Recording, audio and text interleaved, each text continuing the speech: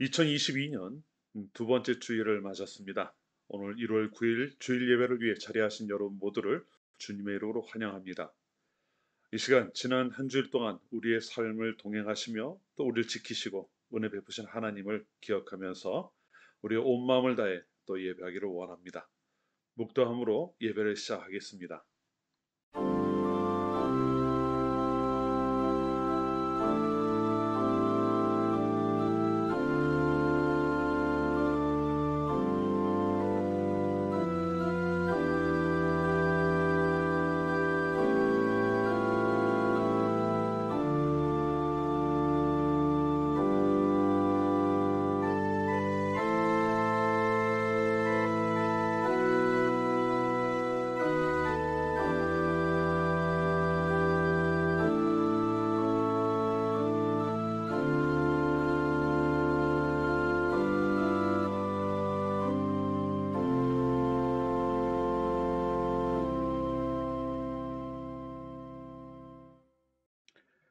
사랑과 은혜가 충만하신 하나님, 하나님께 찬송과 영광을 돌립니다. 주님의 보호하심 속에서 한 주간을 지내게 하시고 이 시간 거룩한 주일을 맞아 하나님을 예배하는 자리에 세워주심을 감사합니다. 이 시간 하나님을 예배하는 저희들, 하나님 아버지의 뜻을 따라 이 땅에 오시어 순종의 길을 걸으셨던 우리 주님을 본받아 하나님께 온전히 순종하는 마음을 잃지 않고 살아가게 하여 주시옵소서. 예배하는 이 시간 모든 영광을 하나님께 돌려드리며 우리 구주 예수님의 이름으로 기원합니다. 아멘. 우리 찬양합니다. 주를 위한 이곳에 함께 찬양하겠습니다.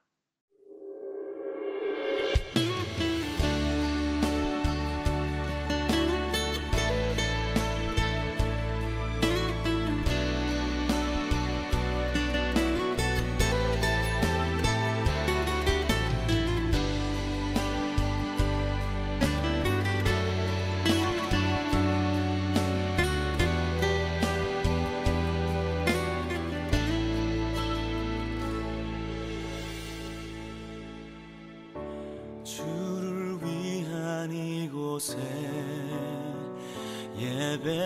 예배하는 자들 중에 그가 찾는 이 없어 주님께서 슬퍼하시네.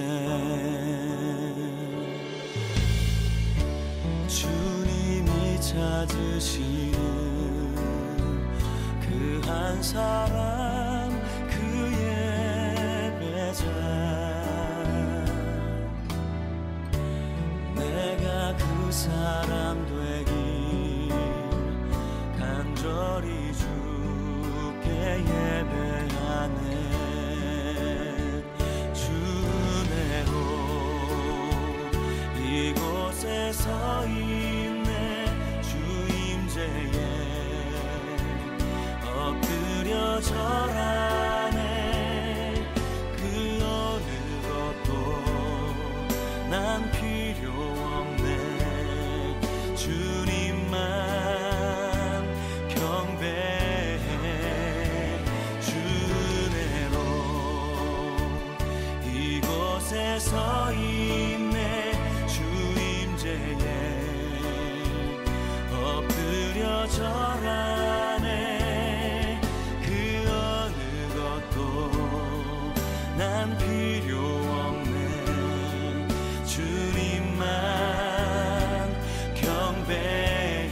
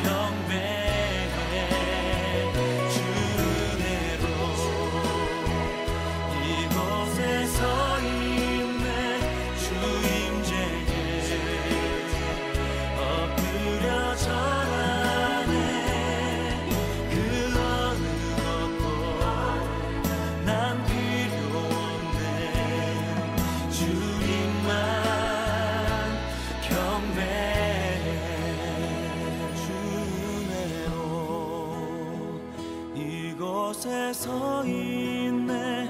주 임재에 엎드려 절하네. 그 어느 것도 난 필요 없네. 주님만 경배해. 그 어느 것도 난 필요 없네. 주님만 경배해.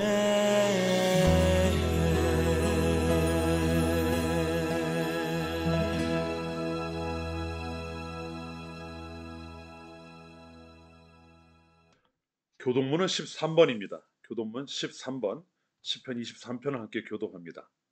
교동문 13번입니다. 여호와는 나의 목자시니 그가 나를 푸른 풀밭에 누이시며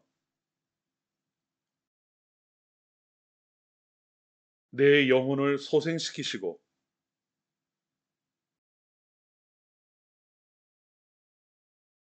내가 사망의 음침한 골짜기로 다닐지라도 해를 두려워하지 않을 것은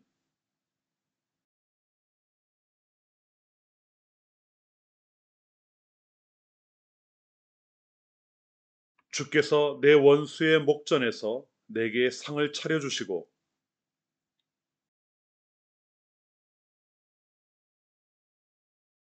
내 평생의 선하심과 인자하심이 반드시 나를 따르리니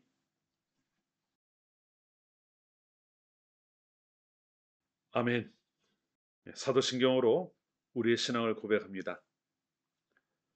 나는 전능하신 아버지 하나님, 천지의 창조주를 믿습니다.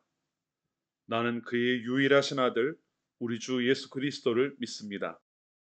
그는 성령으로 잉태되어 동정녀 마리아에게서 나시고 본디오 빌라도에게 고난을 받아 십자가에 못 박혀 죽으시고 장사된 지 사흘 만에 죽은 자 가운데서 다시 살아나셨으며 하늘에 오르시어 전능하신 아버지 하나님 우편에 앉아 계시다가 거기로부터 살아있는 자와 죽은 자를 심판하러 오십니다.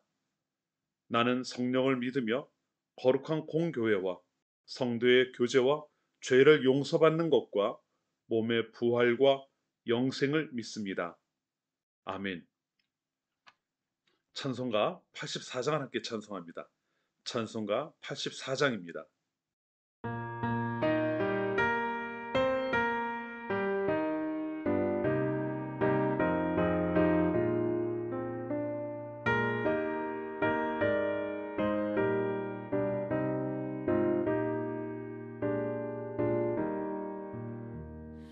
세상이 깜깜하여서 참 빛이 없었더니 그 빛나는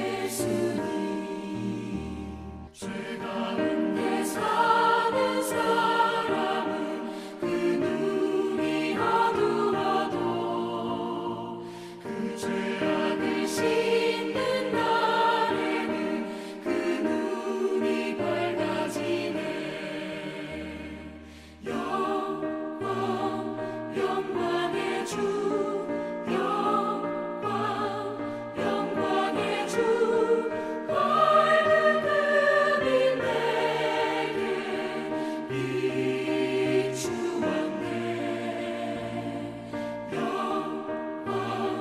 영광의 주,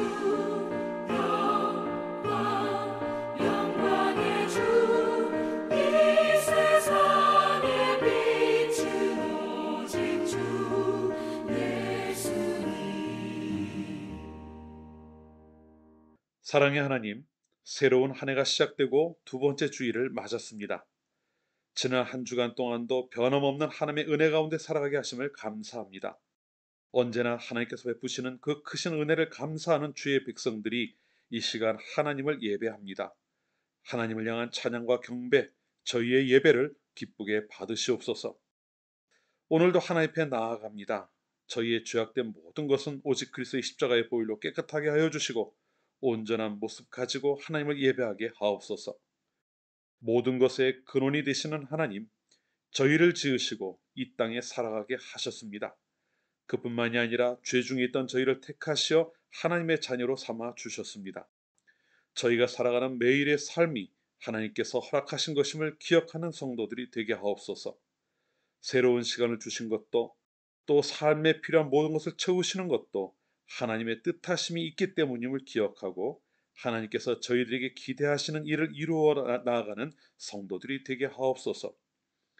삶의 계획과 그것을 이루기 위해 각자가 살아가는 모든 삶의 과정들, 그것들도 하나님께서 기뻐하시는 시간이 되게 하시고 그러한 중에 함께 하시는 하나님을 온전한 믿음으로 바라보는 성도들이 되게 하옵소서. 선한 목자 되시는 하나님, 시편 기자의 고백과 같이 하나님은 언제나 저희를 쉴만한 물가로 인도하시는 선한 목자 되심을 믿습니다. 각 사람의 삶의 형편을 모두 아시고 또 때를 따라 돕는 은혜를 베푸십니다. 저희가 살아가면서 그 하나님을 향한 시선을 거두지 않고 살아가야 하오나 저희의 연약함으로 한눈을 팔기도 하고 하나님을 전적으로 신뢰하지 못하기도 합니다. 긍휼히 여겨주시고 저희를 오직 하나님을 의지하며 살아가는 성도들이 되게 하옵소서. 특별히 세상을 살아가는 동안 코로나와 같은 병으로 인해 또 저희들이 감당해야 할 여러 가지 일들로 인해 혹은 함께하는 사람들로 인해 그리고 그 외에도 다양한 이유로 인하여 어려움을 마주할 때가 있습니다. 하지만 그런 때에도 하나님의 신실하심을 의지하는 성도들이 되게 하시고 모든 삶의 문제를 하나님의 은혜 안에서 풀어가는 성도들이 되게 하옵소서. 어떤 상황 가운데서도 목자 되시는 하나님을 떠나지 않게 하시고 어려움을 만날 때에 욥과 같이 잘 감당해 나감으로 하나님을 더욱 깊이 알아가는 은혜를 그 안에서도 경험하는 성도들이 되게 하옵소서. 사랑의 하나님, 세워주신 뮌헨교회를 기억하여 주시기를 원합니다. 이 땅에 교회를 세우시고 성도들이 함께하게 하신 것은 하나님의 특별한 계획이 있으시기 때문임을 믿습니다. 세상의 험한 흐름 속에서도 그 순수함을 잃지 않는 교회가 되게 하시고 마지막 시대에 하나님께서 허락하신 구원을 선포하는 교회가 되게 하여 주옵소서. 이를 위하여 지체된 성도들에게 하나님의 뜻을 깨달아 아는 지혜를 허락하여 주시고 하나님의 뜻을 담대하게 행하는 믿음도 허락하여 주옵소서. 그래서 하나님의 마음을 기쁘시게 해드리는 그러한 교회가 되게 하시기를 소원합니다. 세워주신 교회가 저희들만의 교회가 아니라 하나님께서 마음을 두고 또 부르시는 모든 성도들, 더 나아가 이 세상을 품고 기도하며 하나님의 뜻을 전하는 그러한 교회가 되게 하여 주옵소서. 오늘도 저에게 말씀 주신 것 또 함께 나눌 때에 성령께서 예배하는 각자의 마음 가운데 함께하여 주시옵시고 오직 성령의 인도하심을 따라 깨닫는 은혜를 누리게 하옵소서. 오늘도 예배 가운데 함께하여 주시고 저희의 예배를 통하여 홀로 영광 받아 주시를 간절히 소원하오며 예수님의 이름으로 기도합니다. 아멘.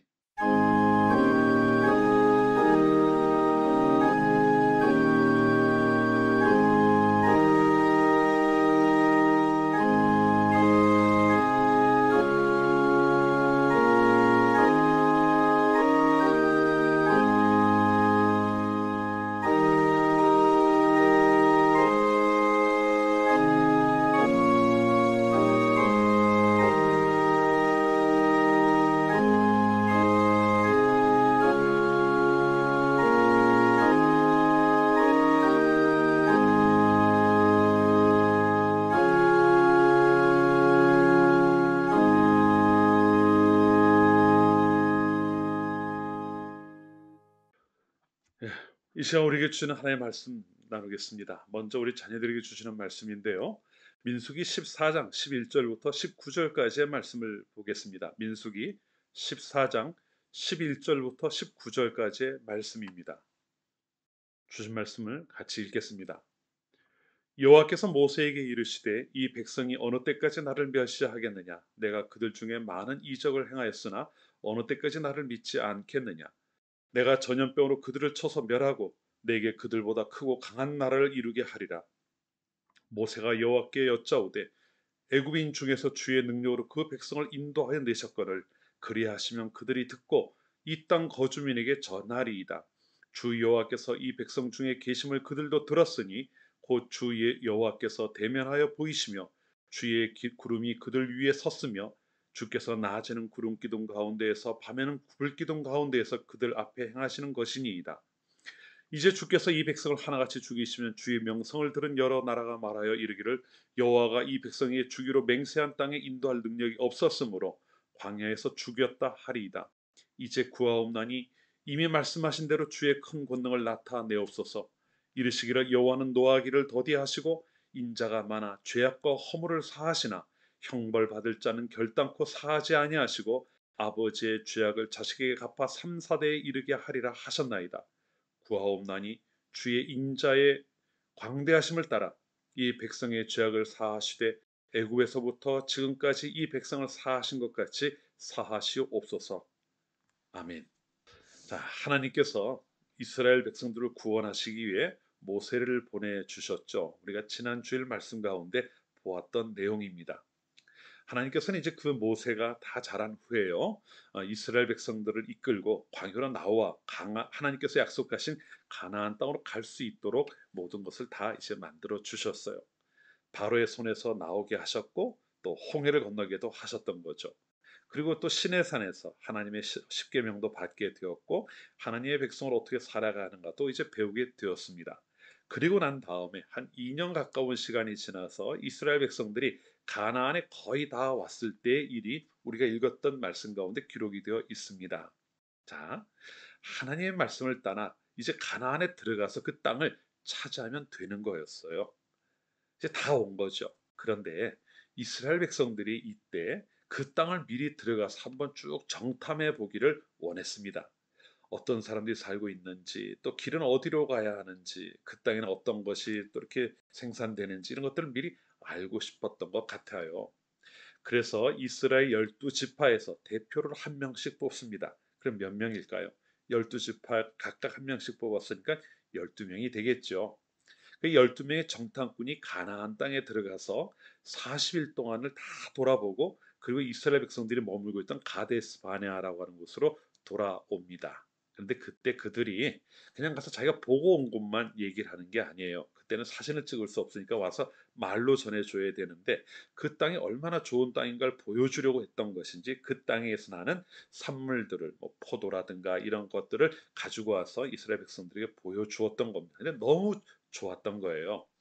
이스라엘 백성들은 그걸 보고 너무 기뻐했죠. 하나님께서 정말 하나님 약속하신 땅으로 우리를 인도해 오셨구나 하고 좋아했습니다. 그런데 그때 12명의 정탐꾼 중에서 10명의 정탐꾼이요. 그 땅에 대해서 별로 안 좋은 이야기를 했어요.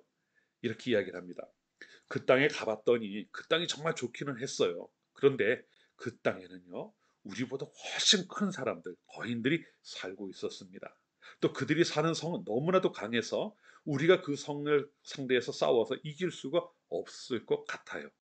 그 사람들에 비하면은 우리는 메뚜기처럼 아주 약한 사람들이라는 생각이 들었어요. 이런 이야기를 한 겁니다. 근데 딱 2명, 여호수아와 갈렙만은 다른 이야기를 했죠. 아니에요. 그 땅에 사는 사람들이 힘이 세 보이고 그 성이 굉장히 강해 보이긴 합니다. 하지만 그 땅에 들어가면 하나님께서 그 땅을 우리에게 주실 거예요. 그러니까 우리 용기를 내서 그 땅에 들어갑시다. 이렇게 이야기를 했어요. 이야기가 서로 나뉘어진 거죠. 10명 그 땅에 들어가면 안 된다. 차라리 그 애굽으로 돌아가시 낫다. 이렇게 이야기를 했고 2명은 우리가 그 땅에 들어가면 차지하게 된다. 들어가 보자. 이렇게 이야기를 했던 거예요. 자, 누구의 얘기를 사람들이 들었을까요? 10명이 하는 이야기를 듣습니다. 우리가 그 땅에 들어가면 이기지 못한다. 그 땅을 빼앗지도 못한다. 우리는 그곳에 들어가면 싸워서 질 것이다 라고 얘기하는 사람들의 이야기를 듣고 사람들이 뭐라고 이야기를 하나 하면은요. 우리가 여기서 죽는 것보다 차라리 애굽으로 돌아가자 이렇게 얘기를 해요. 모세를 이제는 더 이상 지도자로 삼지 말고 다른 사람을 지도자로 세워서 애굽으로 돌아가자 이런 이야기를 했던 거예요. 그런데 여러분 이게요. 사실 이스라엘 백성들이 모세를 욕했다거나 그 땅이 나쁘다고 불평만 하는 이야기가 아니에요. 사실 더 큰 문제가 있었습니다. 왜 그럴까요? 가나안 땅은 하나님이 약속으로 주신 땅이에요. 그러니까 결국 그 땅에 못 들어가겠다고 하는 건 나는 하나님을 못 믿겠다 하는 이야기랑 똑같은 겁니다. 그동안 하나님이 만나와 메추라기도 먹여주시고 구름 기둥과 불기둥으로 그들을 인도해 오시면서 그 광야를 지나오게 하셨는데 이제 그 땅에 들어가게 될 때가 되었을 때 이스라엘 백성들이 나는 하나님을 더 이상 못 믿겠어. 차라리 애굽으로 돌아갈래? 이런 이야기를 하는 거였다는 거죠. 하나님이 어떠셨을까요? 이것을 보고 하나님은 화가 많이 나셨던 것 같아요. 그래서 모세에게 이러한 이야기를 하십니다. 내가 모든 이스라엘 백성 나온 모든 사람들에게 전염병을 내려서 다 죽여버리겠다. 이렇게 얘기를 하셔요. 다 없애버리겠다. 그리고 모세 너로 하여금 다시 민족을 이루게 하겠다. 모세가 낳은 아들들을 통해서 또 아들 낳고 하면 인원이 많아질 거 아니에요. 그렇게 해서 큰 나라를 이루게 하고 내가 새롭게 시작을 하겠다. 이렇게 말씀을 하셨던 거예요. 하나님 화가 많이 나신 거죠. 그런데 여러분 이럴 때 여러분이라면 어떻게 하시겠어요? 모세가 오늘 어떻게 하나님께 기도를 하는가를 보고 우리가 거기서 배울 것을 좀 찾아보면 좋겠어요. 모세는 이렇게 기도를 합니다. 하나님은 정말 능력이 크셔서 이스라엘 백성들을 인도해서 이 땅까지 데리고 오셨습니다. 다른 사람들도 다 알고 있는 겁니다. 애굽 사람들도 알고 있고요. 그런데 만약 하나님께서 지금 이스라엘 백성들을 모두 다 이 땅 가운데서 죽게 만들어 버리신다면은 사람들이 뭐라고 이야기를 하겠습니까? 하나님이 이스라엘 백성들을 애굽에서 데리고 나가긴 하셨는데 가나안에 데리고 들어갈 능력이 없어서 광야에서 모두 다 죽게 만들었다고 하지 않겠습니까? 그러면 하나님의 영광을 가리게 됩니다. 하나님은 그러면 안 됩니다라고 이야기를 한 거예요. 자기가 어떻게 된다. 자기를 통해서 큰 나라가 만들어진다는 것도 참 큰 복인데요. 그게 중요한 게 아니었어요. 모세에게 있어서는 하나님의 영광을 가려서도 안 되는 거였고 또 이스라엘 백성들이 그렇게 다 광야에서 죽는 것도 원하지 않았던 거예요. 그 이스라엘 백성들을 위해서 기도했던 거죠.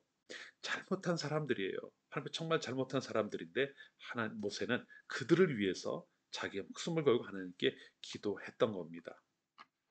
하나님을 믿는 사람들은요, 오늘 모세가 했던 이 기도를 눈여겨볼 필요가 있어요. 믿는 사람들은 기도를 해야 하기 때문에 그렇죠. 그런데 여러분 보통 기도할 때 어떤 기도를 해요? 자기를 위한 기도를 합니다. 하나님 건강하게 해주세요. 돈을 많이 벌게 해주세요. 아니면 공부를 잘하게 해주세요. 뭐 이런 기도를 보통 하죠. 그런데 모세는 자기를 위한 기도를 한 게 아니에요. 자기랑 같은 민족이 이스라엘 백성들을 위해서 기도했습니다. 그리고요, 하나님은 이렇게 기도하는 것을 정말 귀하게 생각하셔요. 우리가 함께 살아가는 다른 친구들, 또 뭐 우리 형제들, 뭐 이런 사람들을 위해서 우리가 기도하기를 기대하고 계신다는 거죠. 그렇기 때문에 하나님을 믿는 사람들은요, 자기가 함께하는 이들을 위해서 기도할 줄 알아야 합니다. 사랑하는 어린이 여러분, 여러분들 그런 기도하고 계시죠? 가깝게는 여러분의 형제들, 뭐 형이나 언니나 동생이나 누나나 뭐 하여튼 누구들을 그 형제들을 위해서 기도하기도 할 거예요. 또 여러분을 사랑하시고 여러분이 사랑하는 부모님을 위해서도 기도할 거예요. 근데 조금 더 나가봐요. 여러분이 친하게 지내는 친구들도 있을 거예요. 때로는 여러분이 친하게 지내지 못하는 친구들도 있겠죠. 그런 친구들을 위해서도 기도해야 됩니다. 또 여러분이 다니는 교회를 위해서도 기도해야 되고요. 여러분이 살아가는 이 땅을 위해서도 기도해야 되고요. 여러분이 살아가는 나라를 위해서도 기도해야 하는 거예요. 하나님은 그 기도를 정말 기뻐하셔요. 그리고 모세의 기도를 들어주셨던 것처럼 여러분이 하는 그 기도도 꼭 들어주실 거예요. 오늘 함께 예배하는 어린이 여러분, 여러분의 기도가 여러분 자신만을 향하는 기도가 아니라 여러분과 함께하는 사람들을 위한 기도가 될 수 있기를 바라요. 그래서 하나님이 정말 기뻐하시는 그러한 모습으로 이 땅을 살아가는 모두가 될 수 있기를 축원합니다. 우리 기도할게요. 하나님, 저희가 오늘 말씀을 통해서 모세가 자기 민족을 위해 기도하는 것을 배웠습니다. 그리고 그 말씀 속에서 저희도 저희와 함께하는 이웃들을 위해서 또 사랑하는 사람들을 위해서 기도해야 한다는 것을 배웠습니다. 우리 어린이들 어릴 때부터 하나님을 향해 기도하게 하시되 주위에 있는 모든 이들을 위해서 마음에 그들을 품고 기도할 수 있게 하옵소서.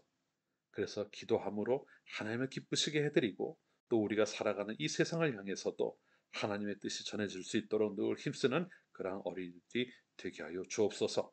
예수님 이름으로 기도합니다. 아멘. 더 말씀 한 곳을 더 보겠습니다. 사무엘상 4장 1절부터 11절까지의 말씀입니다. 사무엘상 4장 1절부터 11절까지의 말씀을 함께 읽겠습니다. 사무엘이 말이 온 이스라엘에 전파되니라. 이스라엘은 나가서 블레셋 사람들과 싸우려고 에베네셀 곁에 진치고 블레셋 사람들은 아벡에 진쳤더니 블레셋 사람들이 이스라엘에 대하여 전열을 벌이니라. 그 둘이 싸우다가 이스라엘이 블레셋 사람들 앞에서 패하여 그들에게 전쟁에서 죽임을 당한 군사가 4,000명 가량이라. 백성이 진영으로 돌아오매 이스라엘 장로들이 이르되 여호와께서 어찌하여 우리에게 오늘 블레셋 사람들 앞에 패하게 하셨는고 여호와의 언약궤를 실로에서 우리에게로 가져다가 우리 중에 있게 하여 그것으로 우리를 우리 원수들의 손에서 구원하게 하자 하니 이에 백성이 실로의 사람을 보내어 그룹 사이에 계신 만군의 여호와의 언약궤를 거기서 가져왔고 엘리의 두 아들 홈리와 비나스는 하나님의 언약궤와 함께 거기에 있었더라.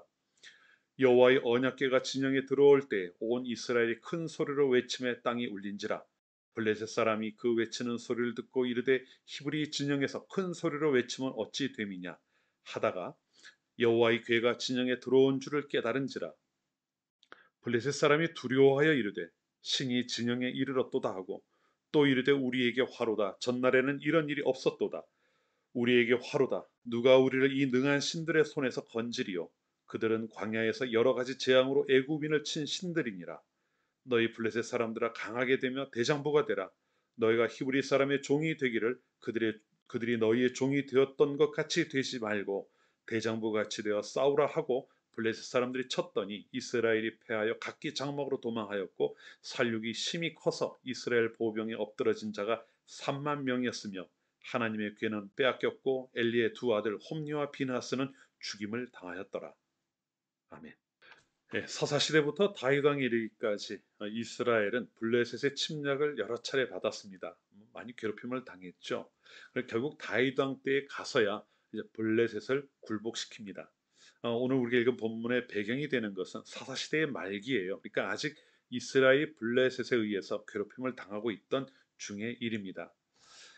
이러한 상황 가운데서 이스라엘과 블레셋 사이에 있었던 전쟁이 오늘 본문의 이제 배경이 되는데요.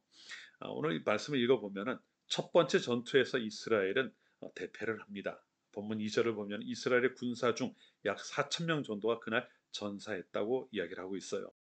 첫 번째 전투에서 패한 이스라엘은 뭐 그 상황을 역전시킬 어떤 방법을 찾아야 하지 않겠습니까? 보통은 이제 뭐 전략을 어떻게 짜고 이런 걸 하는데 이스라엘 백성들이 내린 결론은요. 하나님의 언약궤를 그동안은 실로에 있는 성막에 모셔져 있었는데 그걸 가지고 와서 자신들의 진에 두자고 하는 것이었어요. 이렇게 이야기를 하죠. 여호와의 언약궤를 실로에서 우리에게로 가져다가 우리 중에 있게 하여 그것으로 우리를 우리 원수들의 손에서 구원하게 하자 이렇게 이야기를 합니다. 이들이 이런 결정을 내린 데는 이유가 있어요. 언약궤가 자신들을 구원할 수 있을 것이라고 믿음이 있었기 때문입니다. 무엇을 근거로 그렇게 생각할까요? 사실 언약궤는 그렇게 생각할 만큼 이스라엘 백성들에게 있어서 중요한 역할을 해왔기 때문입니다. 출애굽 시절 이스라엘 백성들이 행진을 할 때가 되면은요, 언약궤는 행렬의 맨 선두에 섰습니다. 그리고 이스라엘이 요단강을 건널 때에는 언약궤를 맨 제사장들이 강에 발을 들여놓자 요단강에 물이 흐르던 것이 멈춰 섰다고 이야기를 해요. 그래서 강이 마르고 건너가게 되잖아요. 또 요단강을 건넌 후에도 마찬가지입니다. 여리고성을 무너뜨리기 위해서 이스라엘 백성들이 성을 빙빙 돌았죠. 7일 동안 도는데 그때 언약궤가 가장 앞에 서서 저 성을 돌았던 것을 우리는 알고 있습니다. 이러한 일들을 경험하면서 사실은 언약궤는 이제 하나님의 임재를 상징하는 거였는데요. 언약궤에 하나님의 능력이 담겨 있는 것처럼 생각하게 되었던 것 같아요. 그래서 상황이 그렇게 되니까 이스라엘 이 블레셋과의 전쟁에서 패하고 나자 그 해결책으로 언약궤를 가지고 오면 우리가 전쟁에서 승리할 수 있다 이렇게 생각을 했던 것 같습니다. 인디아나 존스 시리즈 중에 제일 처음에 나왔던 거죠. 레이더스라고 하는 게 있습니다. 잃어버린 성경을 찾아서라고 하는 제목이었는데요. 1981년에 이제 개봉했던 영화입니다. 그 내용을 보면은요, 제목처럼 언약궤를 찾아가는 거예요.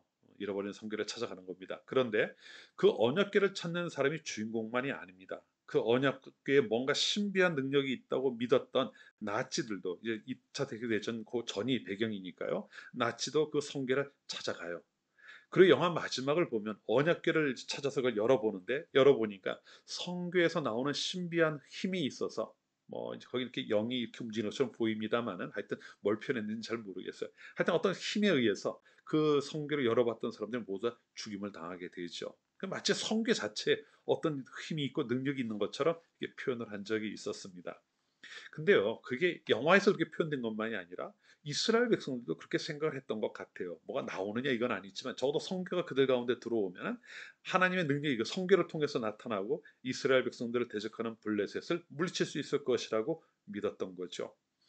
그래 언약궤를 가지고 오고 나니까 이스라엘 진영의 언약궤를 들여오니까요. 이스라엘 백성들의 사기가 땅 하늘을 찌를 듯 높았던 것 같습니다. 이스라엘이 소리치고 하는 것으로 인해 땅이 진동할 정도였다고 이야기를 하니까요. 뭐 사기가 충천한 거죠. 근데 여러분 이게 이스라엘들만의 이야기가 아니에요. 6절 말씀 6절부터 8절까지의 말씀을 보면은 그때 이스라엘에서 큰 소리가 나고 이런 것을 듣고 블레셋 사람들의 반응이 나옵니다. 이스라엘이 갑자기 사기가 충천하고 막 소리지르는 모습을 보니까 이들이 하나님의 언약궤가 이스라엘 진영에 들어왔다는 걸 알게 되었던 것 같아요. 그러면서 그들의 반응이 무엇인지 아십니까? 두려워했다고 해요. 그들도 알고 있었던 거죠. 하나님께서 광야 생활을 하는 동안 어떤 일을 행하셨는지, 애국에서 어떤 일을 행하셨는지를 다 알고 있는. 그러니까 하나님의 능력이 그들 가운데 임하였다 이렇게 생각을 하면서 겁을 집어먹고 맙니다. 사실 이러한 이야기는요, 우리 그리스도인들에게 적지 않은 의미를 갖는다고 생각을 해요. 왜냐하면은 여러분 생각해 보십시오. 우리가 살아가는 이 세상 얼마나 치열한 세상이라고 이야기합니까? 심지어는 정글과 같다 이렇게 비유를 하기도 합니다. 근데 세상 사람들은 그렇게 이야기하는 게 아니에요. 우리가 지난 주일 말씀 가운데 나누었던 것처럼 우리 그리스도인들이 살아가는 이 세상은 우리가 날 동안 늘 영적인 싸움을 그치지 않는 그러한 곳임을 우리는 이미 말씀드려서 보았습니다. 그러한 세상을 살아가다 보니까요. 한번 생각해 보십시오. 우리에게 하나님이 함께 하시고 우리를 지키실 뿐만 아니라 우리의 친히 싸우시기까지 하신다라고 하면은 사실 그것보다 더 마음이 든든한 일이 어디에 있겠습니까? 성도들이 세상을 살아가면서 어깨를 펴고 콧대를 세울 만한 그러한 상황이 되지 않겠어요? 하나님의 능력이 내 안에 함께 하신다고 하면 힘을 내고 자신만만한 그런 삶을 살아갈 만한 상황이 되겠죠. 그런데 여러분 어떻습니까? 실제로 성도들이 이 세상을 살아가는 모습을 보면은 그렇게 담대하거나 당당하기보다는 주눅이 들어있는 경우들을 더 많이 보는 것 같아요. 능력의 하나님을 믿었는데 그 하나님이 나의 삶에 별다른 영향을 미치지 못하는 분인 것처럼 사는 사람들이 많다는 겁니다. 뭔가 문제가 있는 것이죠. 무엇이 문제일까요? 본문을 조금만 더 볼게요. 10절과 11절 말씀입니다. 블레셋 사람이 쳤더니 이스라엘이 패하여 각기 장막으로 도망하였고 살육이 심히 커서 이스라엘 보병이 엎드러진 자가 3만이었으며 하나님의 괴는 빼앗겼고 엘리의 두 아들 홈리와 비나스는 죽임을 당하였더라. 적국의 신이 그곳에 임하였다고 하는 것을 알고 있었어요. 블레셋 사람들이. 그리고 사기는 뚝 떨어졌습니다. 그런데 이스라엘은 그 반대로 사기가 충천했죠. 그런데 참 흥미로운 게 블레셋 사람들이 먼저 쳤어요. 이스라엘을 쳤는데 이스라엘이 패합니다. 전쟁이 벌어지고 나서 결과가 이스라엘 백성들이 기대했던 것이나 블레셋 사람들이 걱정했던 것과는 정반대되는 결과가 나타났어요. 오히려 이전 했던 전투보다 더 큰 패배를 겪게 됩니다. 이전 전투에서 이스라엘 백성들 4천 명이 전사했다고 하는데 언약궤를 가지고 와서 싸웠는데 싸우고 나니까 그보다 8배 가까이 많은 3만 명의 군사가 전사한 거죠. 그것뿐입니까? 이스라엘이 그토록 믿고 의지했던 하나님의 언약궤를 블레셋에게 송두리째 빼앗겨 버리고 말았습니다. 전쟁에서 졌다는 것, 또 그리고 그렇게 많은 사람들이 희생됐던 것 생각하지 못했던 일이었을 거예요.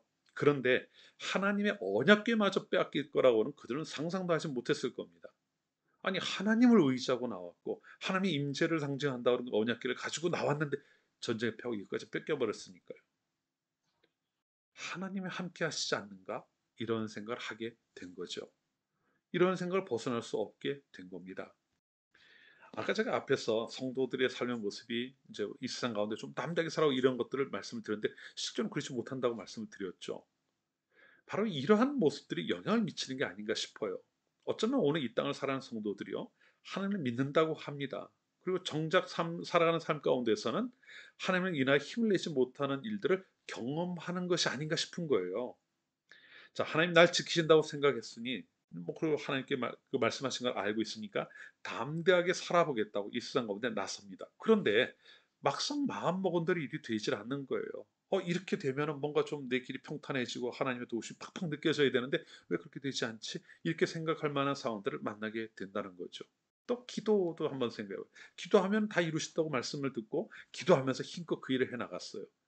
그런데 이게 원하는 대로 풀려가질 않는 겁니다. 여러분 이런 일들이 한두 번이 아니라 여러 번 반복된다 그러면 어떻게 될까요?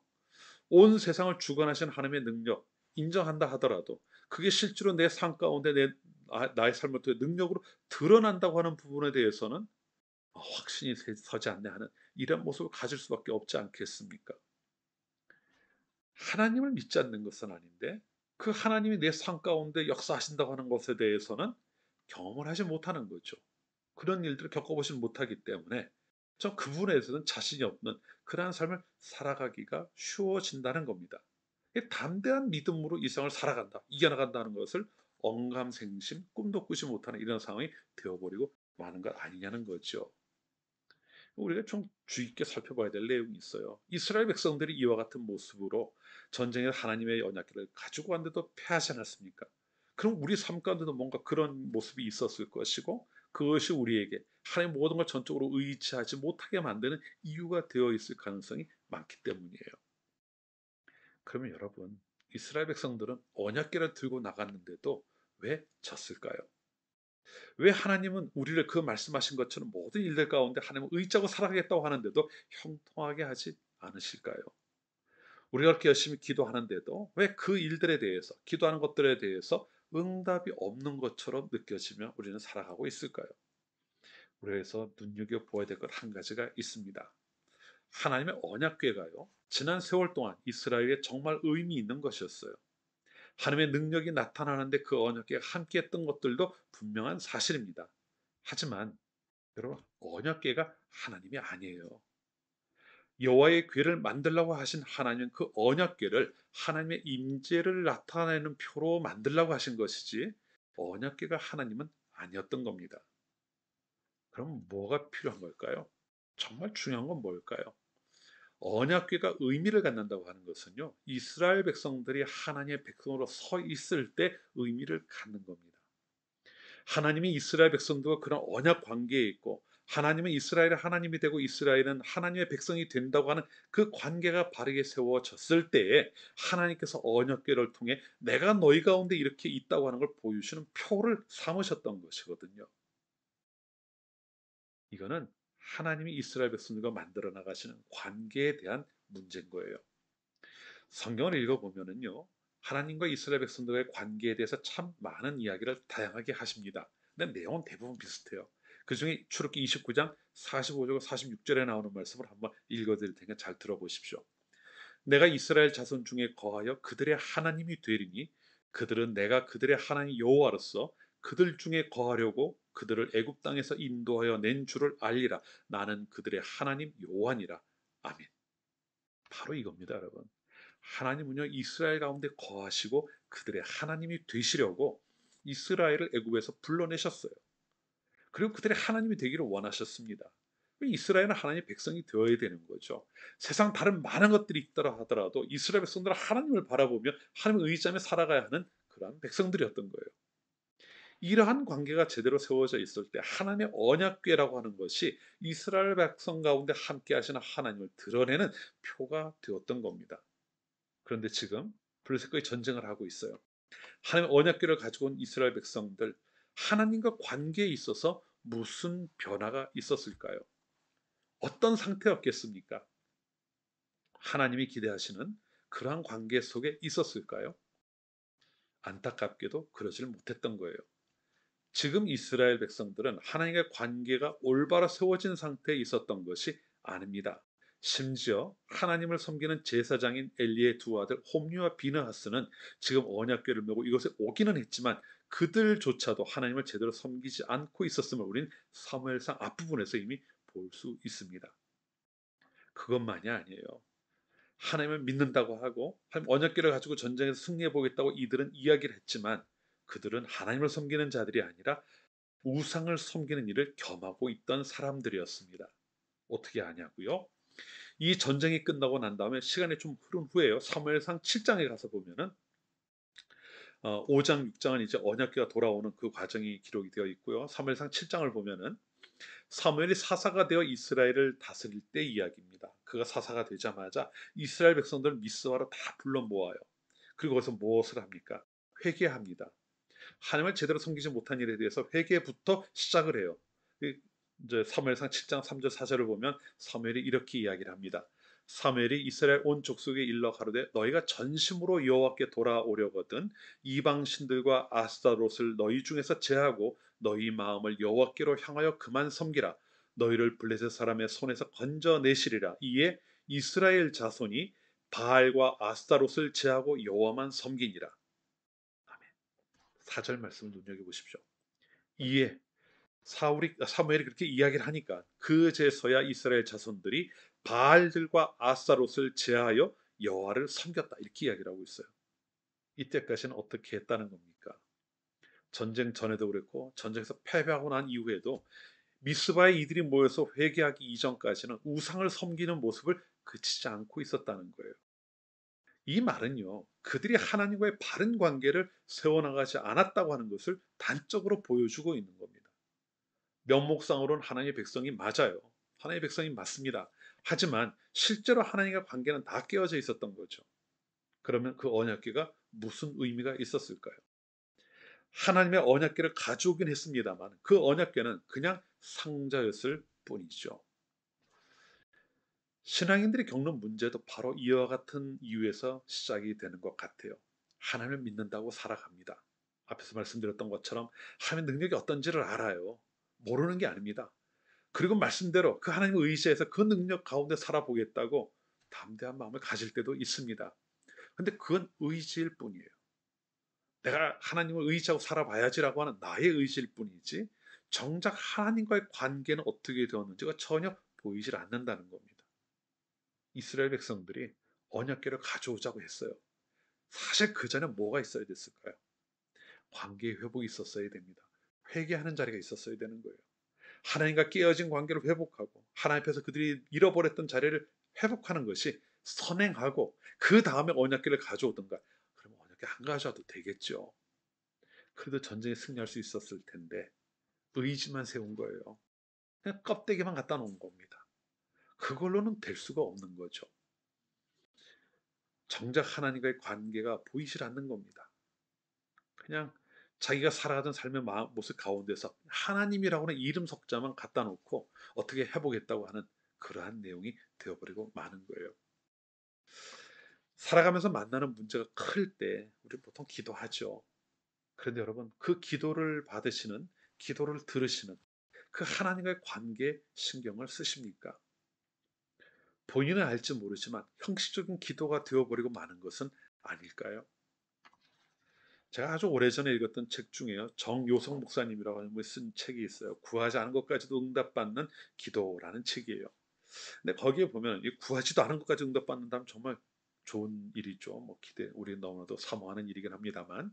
그런데 거기에 보면 이런 이야기가 나와요. 요즘 기독교인들이 많이 하는 기도에 대해서 이제 약간 비판하는 거죠. 그러면서 무슨 이야기를 하냐면은요. 현대 기독교인들이 기도를 많이 하기는 하지만 그 기도 중에 많은 기도가 도깨비 방망이나 요술램프 정도의 기도다. 이렇게 이야기를 하고 있습니다. 이게 다른 얘기가 아니에요. 오늘 본문에 나온 언약궤와 똑같은 이야기입니다. 우리는 기도를 하나님과 대화라고 표현을 해요. 하나님과 대화다 이렇게 표현합니다. 하지만 실제로 기도를 통해 살아계신 하나님과 우리가 대화를 나누고 있을까요? 대화는요. 관계가 없으면 좀처럼 이루어지기가 어렵습니다. 우리가 하나님과의 대화라는 생각보다는 그냥 어려울 때, 다른 종교를 가진 사람도 기도하듯이 그냥 기도해야 되겠다라고 하는 마음, 그 이상의 기도가 되지 못하는 것은 아니냐는 거예요.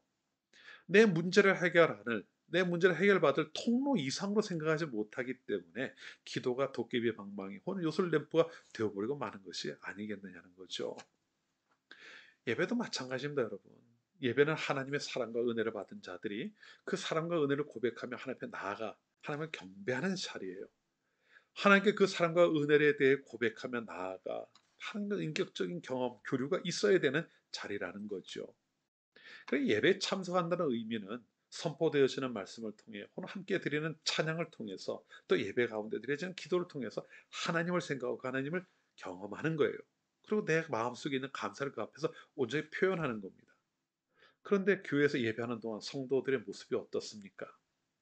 그냥 멍하게 앉아있는 경우가 얼마나 많을까요? 요즘 그 멍이란 말을 많이 쓰더라고요. 물을 바라보면서 멍 때린다는 걸 물멍이라고 하더라고요.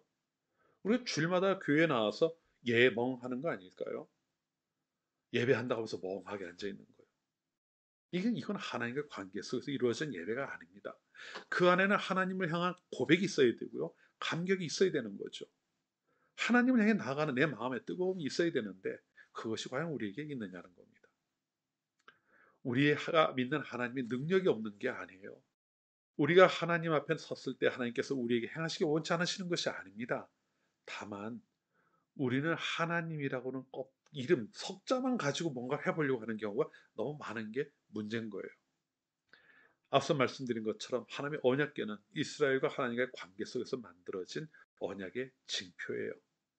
그것이 의미를 갖기 위해서는 하나님과 이스라엘의 관계가 바르게 세워져 있어야만 했습니다. 그렇지 못할 때에는 하나님의 언약궤는 그저 시띠 나무로 만들어져서 금박으로 둘려져 있는 금빛으로 번쩍거리는 화려한 장식이 달린 상자에 불과할 뿐이니까요. 근데 그런 언약궤 아무리 많은들 그게 전쟁터에서 무슨 소용이 있었겠습니까? 여러분, 우리가 기억해야 될 내용이 바로 이겁니다. 지금 이 세상은요, 기도와 찬양과 예배가 넘쳐나는 곳입니다. 인터넷의 발달로 인해 또 코로나 덕분에 정말 우리가 온라인으로 예배하고 온라인으로 찬양하고 하는 것이 이제는 너무나도 우리 가운데 자연스러워졌어요. 그게 무슨 이야기가 될까요? 이제는 우리가 예배나 찬양이나 이런 것들을 접하는 것이 예전보다 훨씬 더 수월해졌다는 겁니다.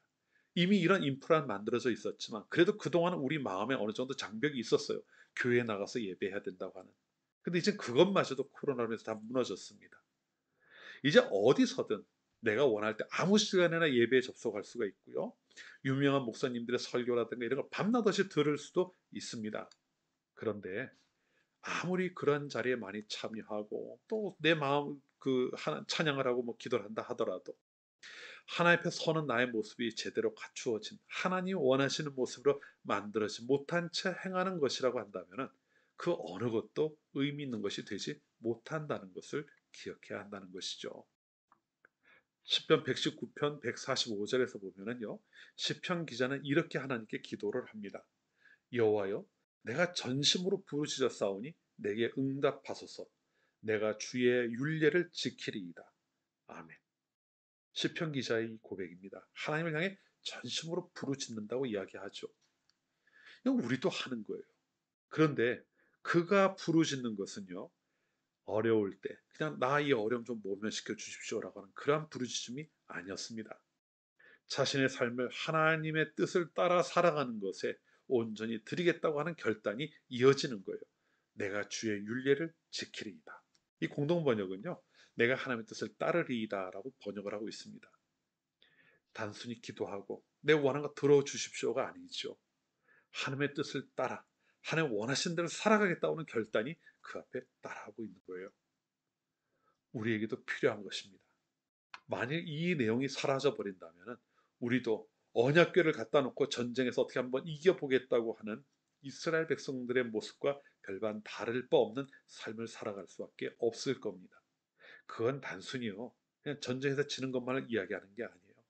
하나님과의 관계가 없이 그냥 내 뜻대로 살아가면서 필요할 때 하나님의 이름을 한번 부르거나 차 쳐다보는 정도의 삶을 살아갈 수밖에 없다는 것을 의미하는 것이죠. 하나님의 능력이 우리와 함께 합니다. 그런데 하나님의 능력은 나와 하나님과의 관계가 온전하게 있을 때 하나님께서 우리의 삶 가운데 아낌없이 베푸시는 능력이라고 하는 것을 기억하십시오. 하나님의 관계 없이 그저 그 능력 가지고 내 삶을 좀 편하게 해보겠다고 하는 그러한 것들은 절대 통하지 않는 것이 될 겁니다. 우리를 자녀로 부르시고 우리 아버지가 되신다고 하신 그 하나님을 분명히 기억하고 그의 자녀된 모습으로 살아가야 합니다. 하나님과의 바른 관계가 세워져야 한다는 것입니다. 이 시간 함께 예배하신 성도 여러분 모두가 오늘 당장 하는 예배하는 이 순간부터 그리고 또 세상 가운데 살아가면서 만나게 되는 많은 일들 가운데서도 늘 나와 함께 하시는 하나님, 나를 먼저 부르시고 찾아오셔서 아들 삼아 자녀 삼아 주신 그 하나님과의 관계를 먼저 생각하고 그 관계를 바로 세워나가는데 힘쓰는 성도님들이 되시기를 바랍니다. 그래서 하나님의 능력을 정말 이 세상 가운데 사람을 경험하고 하나님의 행하신 일들 가운데 하나님의 살아계심을 경험해 살아가는 그러한 성도님들이 되시기를, 그리고 올 한 해 여러분 허락하신 삶이 되시기를 주님의 이름으로 축원합니다. 기도합시다. 하나님 아버지, 오늘 말씀을 통해 성도는 하나님과의 올바른 관계를 만들어가는 것에 마음을 쏟아야 함을 보았습니다. 오직 하나님만이 나의 하나님이 되시고 그 하나님만을 섬겨야 한다는 사실을 잊지 않게 하옵소서. 하나님과의 올바른 관계 없이는 하나님의 언약궤마저도 아무 의미 없는 것이 되었다고 하는 것을 보았습니다.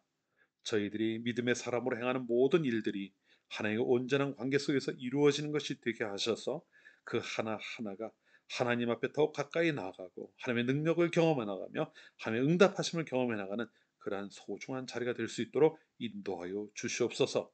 예수님의 이름으로 기도합니다. 아멘. 찬송가 390장을 함께 찬송합니다. 찬송가 390장입니다.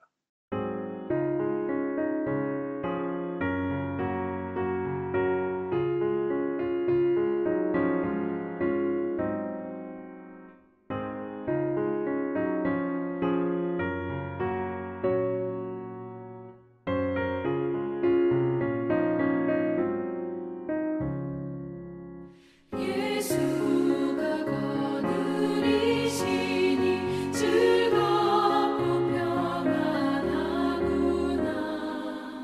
주야의 자고 깨는 것 예수가 거느리시네. 주 날 항상 돌보시고 날 친히 거느리시네. 주 날 항상 돌보시고 날 친히 거느리시네. 때때로 괴로움 당하며 때때로 기쁨 누리네. 풍파 중에 지키시고 평안히 인도하시네. 주 날 항상 돌보시고 날 친히 거느리시네. 주 날 항상 돌보시고 날 친히 거느리시네. 내 주의 손을 붙잡고 천국에 올라가겠네. 괴로우나 즐거우나 예수가 거느리시네. 주 날 항상 돌보시고 날 친히 거느리시네. 주 날 항상 돌보시고 날 친히 거느리시네. 이 세상 이별할 때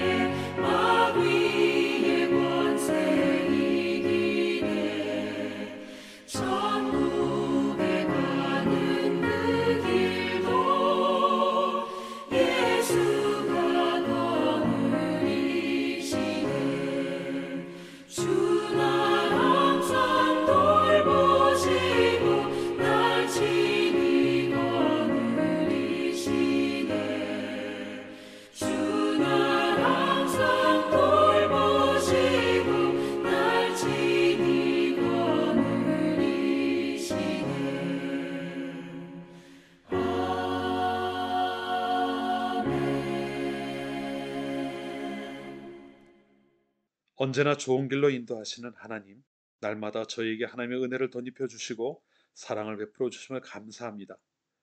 지난 한 주간도 하나님께서 저희를 지키시고 인도하셨음을 기억하는 주의 자녀들이 이 시간 하나님의 은혜를 감사함의 예물을 드립니다. 아버지 앞에 드려진 예물을 통하여 하나님께서 기뻐하신 일들을 이 땅 가운데 이루어가 주시고, 무엇보다 예물 드린 이들을 하나님께서 기억하시며 그들의 삶 가운데 언제나 부족함이 없는 하나님의 은혜가 채워지게 하여 주시옵소서. 앞으로 한 주간도 하나님과 온전한 관계 속에서 하나님을 전적으로 의지하고 살아가는 성도들, 그래서 하나님께서 베푸시는 은혜를 더 풍성히 경험하는 모든 성도들이 되도록 인도하시기를 간절히 소원하오며 예수님의 이름으로 기도합니다. 아멘. 네, 우리 해외 찬양합니다. 내 평생 사는 동안 함께 찬양한 후에 축도함으로 2022년 두 번째 주일 예배 모두 마치도록 하겠습니다.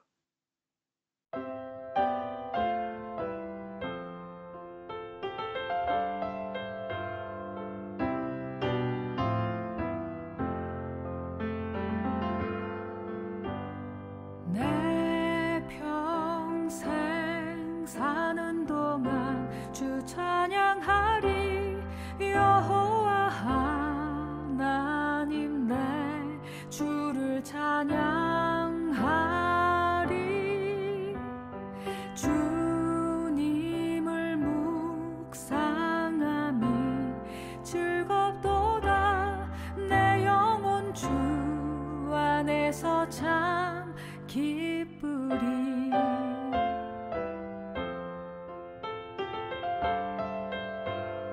내 평생 사는 동안 주 찬양하리.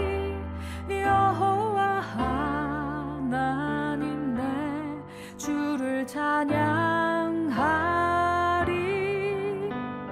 주님을 묵상함이 즐겁도다. 내 영혼 주 안에서 참 기쁘리. 내 영혼아 주님을 송축하라. 내 영혼아 주님을 찬양하라. 내 영혼아 주님을 송축하라. 내 영혼아 주님을 찬양하라.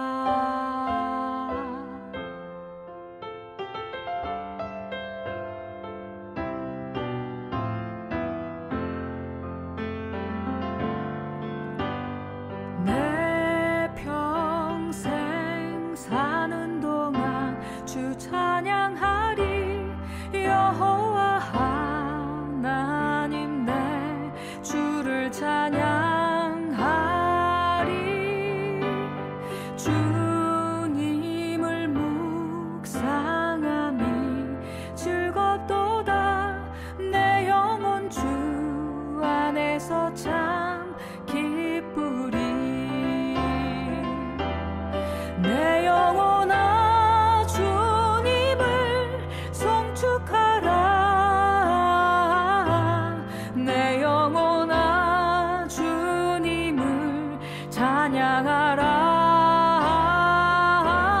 내 영혼아 주님을 송축하라.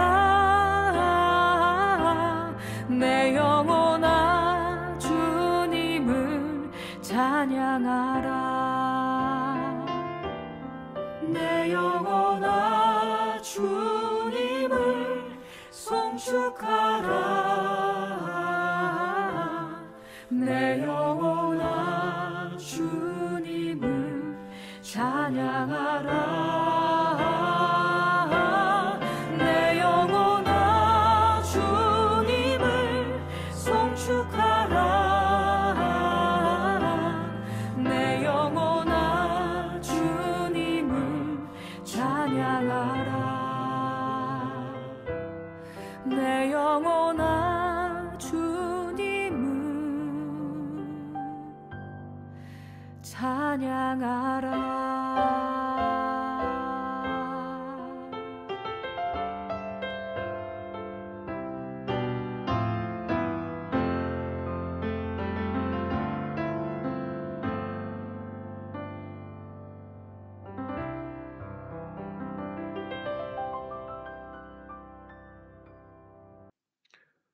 우리 주 예수 그리스도의 은혜와 하나님 아버지의 극진하신 사랑하심과 성령님의 교제하심이 하나님의 사람으로 부름을 받아 하나님의 자녀가 되었음을 기억하고 하나님과의 온전한 관계를 세워나감으로 하나님의 능력 안에서 하나님의 선하신 인도하심을 항상 경험하며 살아가기를 소원하는 이 자리에 함께한 모든 하나님의 백성들과 또 하나님께서 그들에게 허락하신 2022년의 이 한 해의 시간 가운데 항상 함께 하시기를 간절히 축원하옵나이다. 아멘.